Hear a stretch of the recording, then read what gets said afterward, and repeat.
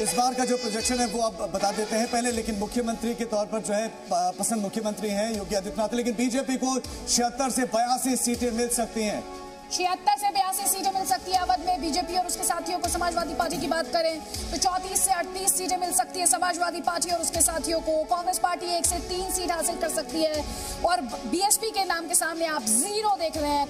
कोई seat gain करती वहां पर दिखाई नहीं दे रही, जीतती दिखाई नहीं दे रही। और अदर्स के खाते में भी 1, 2, 3 सीट्स के प्रोजेक्शन की बात हम कर रहे हैं। अवध की ये स्टोरी अपने आप में बहुत कुछ कह रही है। बीजेपी इन 2017 93 से इन 2022 76 से 82 के बीच में, ये अपने आप में एक स्टोरी है। और समाजवादी पार्टी 9 सीट से 34 से 38 सीट्स के बीच में। नरेश क्या कह रहा है?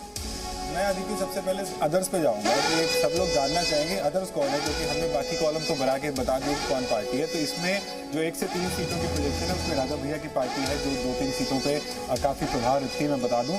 और जहां तक बड़ी पिक्चर की बात है उसके अंदर बीजेपी को कुछ नुकसान होता दिख रहा है। क्यों हो रहा है बीजेपी को ये नुकसान और एसपी को फायदा क्यों हो रहा है? क्योंकि थोड़ी देर पहले जब हम और आप बात कर रहे थे और परसेंटेज की बात कर रहे थे तो आपने कहा था राम मंदिर और जो काम किया गया बीजेपी द्वारा खासतौर पर राम मंदिर के लिहाज से, फिर सीटों में क्यों नहीं कन्वर्ट हुआ?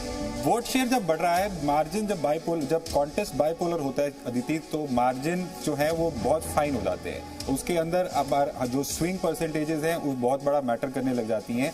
और इसके अंदर अगर हम देखें कि जो गेन समाजवादी पार्टी कर रही है उसको सीधा लाभ दिख रहा है सीटों में कन्वर्ट होता हुआ। जो अगर ये 4 कॉर्नर या 3 कॉर्नर कॉन्टेस्ट रहता तो उसमें हो सकता है कि सीटों का इतना जंप उनको देखने को नहीं मिलता। और उसी कॉन्टेस्ट के अंदर जो बीजेपी को नुकसान होता दिख रहा है, despite of BJP having a very strong sentiment in its favour.